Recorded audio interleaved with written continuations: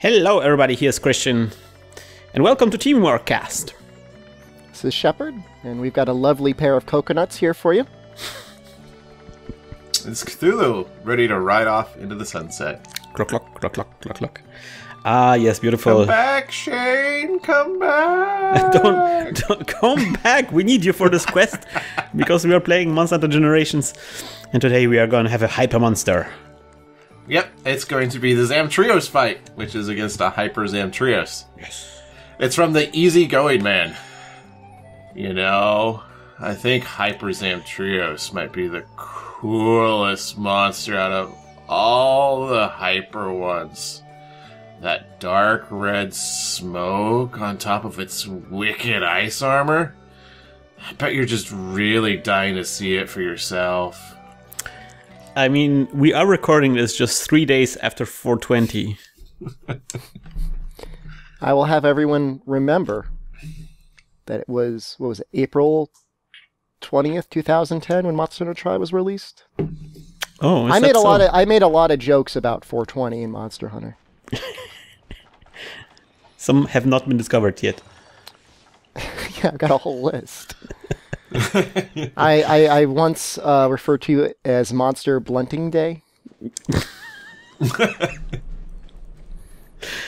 Mind you, I do not use drugs or necessarily encourage drug use, but if you're of the legal age in a legal area and you want to do that, that's fine by me. See, Zamtrios is also kind of like in German, he sounds like he's the right monster for 420.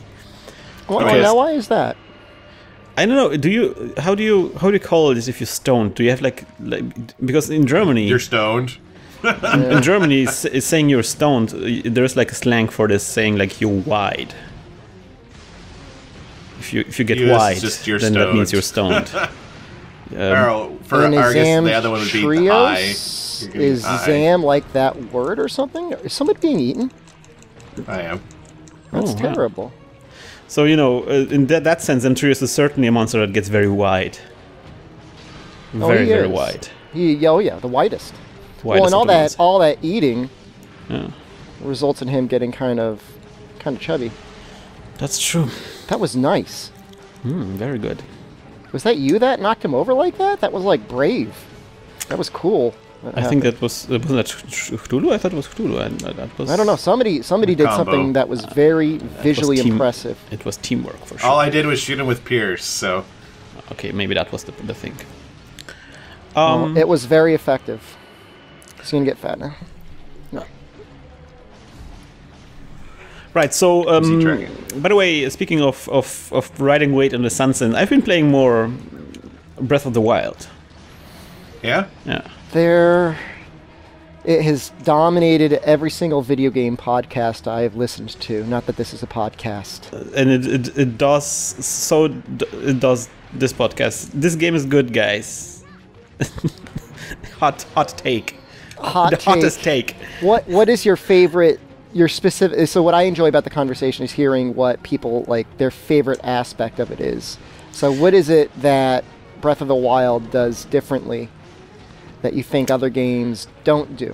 Well, so the funny thing is, like, I when I played it first, I was like, okay, I see that how this game is good, and I've watched all of the reviews and stuff like that. But then I tweeted this thing where I said, like, I get it, but it doesn't get me right now. Like, I wasn't really into it.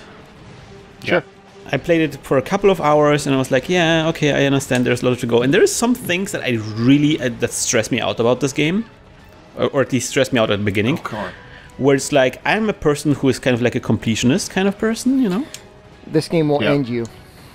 And this cost, like, playing this game made me very nervous, because there is all those things that you have to do. And I was like, right oh now, my gosh. Right now, Christian, you are missing a Korok seed. Yeah. And you don't even know. You are missing about 900 of them, probably. And you know what's really upset me? Once I found like this temple, and I realized I cannot make this temple. I don't have the fighting skills or the weapons to defeat this monster in this temple. So I have to go out now. That distressed me. I've never encountered such a thing. Well, you have the skills in you. I thought I didn't have too much time, and I thought like I'm just wasting my time here, and I'm gonna try the different approach. But it was hard. It was very hard for me. I mean, I think there are, like, they do rank them like on challenge levels. Yeah. And I guess if you were just starting the game and it was the highest level of challenge, I guess that... Yeah, it was literally called a great challenge. That was the name of the temple. Okay, so yeah, maybe.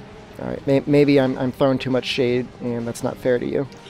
There's like I ran into the same thing. I ran into one of those dungeons when I was exploring the first time, and it was basically just like anything. If the thing touched me at all, I was dead instantly. Yeah, and I could barely scratch it with the weapons I had. So it's just like, I'll come back later. Yeah, because I fought this monster and I recognized the patterns, but I realized, okay, even if I keep fighting him, I will lose all of my weapons. Like, all of my weapons will break before I can kill it. Oh, okay. Yeah. So if that was what was going to happen, I mean, you were going to have to sit there for 2 hours throwing bombs at him or something like that. Then that's not good. So yeah, but then I kind of kept playing it because people say like, oh, this is a very good game, you should play it, and I know it's a very pleasant place to exist. Like, if you just go with the flow, if you don't obsess about all the things that you have to do. Yeah. That's the way to play it, I think. Yeah. And be like, okay, I'm gonna just take a path and just go down some kind of way and climb some kind of mountain and see what's up there. And just enjoy myself a little bit, and every time you do it, it does such a good job of providing you such an adventure in wherever you go. I think that gets a lot better. Also, I kind of started watching Waypoint's permadeath playthrough of it, and that kind of also. Oh, that was on. The Giant Bomb guys had one of the people over there. So that's the one where they continually layer on like different challenges. Yeah, and also like, but if so, it's what's his name? Walker. Austin Walker, exactly. So he plays this game from beginning, and when he dies a third time, he quits the game. He deletes his save. And so far he lost once. He died once. He like fell off a cliff or something. Yeah, in the most hilarious fashion. But he knows this game very well. I know where I would go first in that kind of playthrough. Huh? So is it the sort of thing where like he's playing the game like 10 hours out of the day on his off save, and then he goes back to play this one on his on save? He played it. I think he already finished it on his own save for 80 hours or so. Okay. And so now he's replaying the game for a second time, but now with this thing. And yes, he kind of every session he starts, they get like requests from the audience asking them for like additional challenges, additional limitations, and then he has to adhere to them. For example, no fast traveling to save yourself from falling from great heights. I think the most recent one is he's no longer allowed to use the map, which means no more fast traveling at all. Yeah. Which, I mean, what, do you got to get a cloth map out? Yeah, you have to know your ways. Around. And immediately at the beginning of that episode, they lost their ways. Like they want to go somewhere, but they went in the wrong direction. It was great. And I'm saying this. I needed maybe that kind of like guidance to get me in the right mindset, to kind of let go of my perfectionist, completionist kind of approach and be like, okay, I'm just gonna hang out here and enjoy myself. I want to be the guy that's, rather than spending 80 hours in Persona 5, I've spent 80 hours looking for Korok seeds. Yeah. Also, what's the name of that character that was turned into a little girl? I'm not sure if I found one. What? No. I mean the one that gives you the camera on your. Oh, what is her name? And anyway, that character, she's so adorable. She reminds me of like something from the Splatoon universe. I think she might be a Splatoon character that has been forced into Zelda. Okay, one last thing.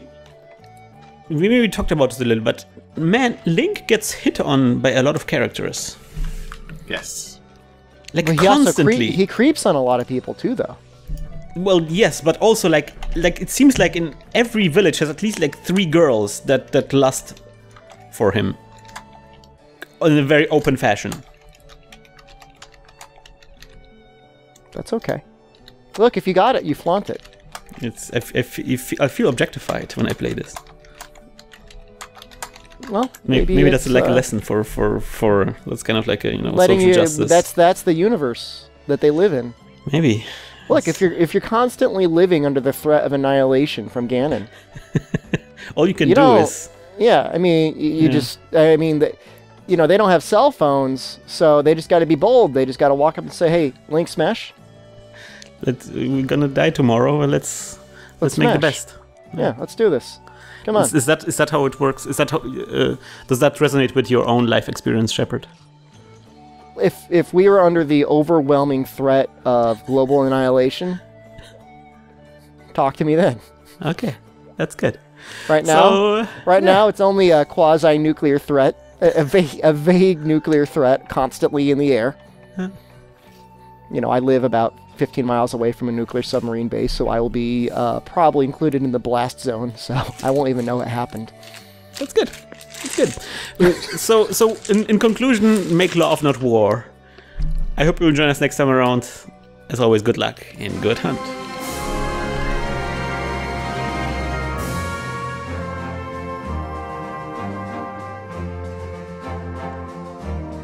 Well, I think we're making love because of the war. Yeah. I mean, huge population booms surround it. Yeah. That's weird how the baby boomers in the United States, I'm not sure if that happened everywhere else, but it's like, all right, we fought a war for a couple of years. Let's smash. I always feel like baby boomers is a weird term because it seems like they're exploding babies. Well, they kind of the reason for that was because all the men came home and the women were horny. And so they exploded babies. Exactly.